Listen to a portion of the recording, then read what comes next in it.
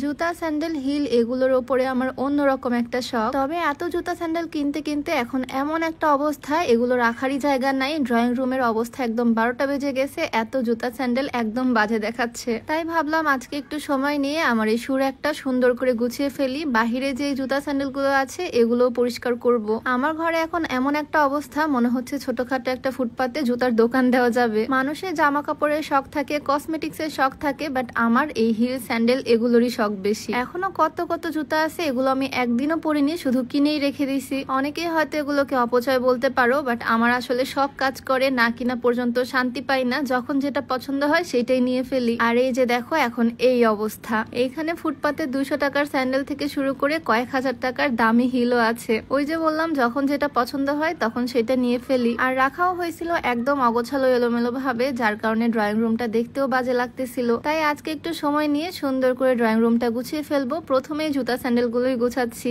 এই বক্স গুলোতে একদম নতুন নতুন কিছু জুতা আছে যেগুলো এখনো একদিনও ইউজ করা হয়নি। এই যে আমার জুতার আলনার পাশেও আরেকটা ছোট্ট ওয়ার্ড্রব আছে, এইখানেও প্রচুর জুতা স্যান্ডেল আছে। মানে আমার বাড়ির কোনায় কোনায় সবখানে মনে হয় জুতা স্যান্ডেলে ভরা। শুধু যে জুতা স্লিপার তা না, এত এত উঁচা উঁচা হিলও আমার আছে যেগুলো আমি একদিনও পরিনি। আল্লাহ দিল্লাহ আমার হাইট মাশাআল্লাহ অনেক ভালো, সেজন্য হিল পরলে আরো বেশি লম্বা লাগে। তারপরও যখন কিনতে ইচ্ছা করে তখন মাথা ঠিক থাকে না। যাই হোক, সুন্দর করে গুছিয়ে ফেলতেছি। ওপরে তাকে রাখলাম আমার হাজবেন্ডের জুতাগুলো, আর এই প্লাস্টিকের র্যাকটাও সুন্দর করে গুছিয়ে নিচ্ছি। আমাদের মেইন দরজা খুললেই যেহেতু এই ড্রয়িং রুমটা, তাই এই জায়গাটা সবসময় একটু পরিষ্কার রাখার চেষ্টা করি। আমি এদিকে জুতা স্যান্ডেল পরিষ্কার করতেছি, আর এখানে আমার হাজবেন্ড সোফাটা সুন্দর করে পরিষ্কার করে এখন কভার লাগিয়ে ফেলবে। আমাদের সোফা অনেক ওল্ড মডেলের কাঠের, তবে সুন্দর সুন্দর কভার পরিয়ে রাখলে ফার্নিচারটা যেমন সেফ থাকে, দেখতেও অনেক সুন্দর লাগে। এখন সে তুর্কি সোফা কভার পরাচ্ছে, কালারটাও কিন্তু ভীষণ সুন্দর। তুর্কি সোফা কভারের অনেক রকমের কালার ভ্যারিয়েশন আছে, এই সুন্দর কালারটা আজকে পরালো। এই সোফা কভার গুলো আমি হোমস্টার বিডি ফেসবুক পেজ থেকে নিয়েছি।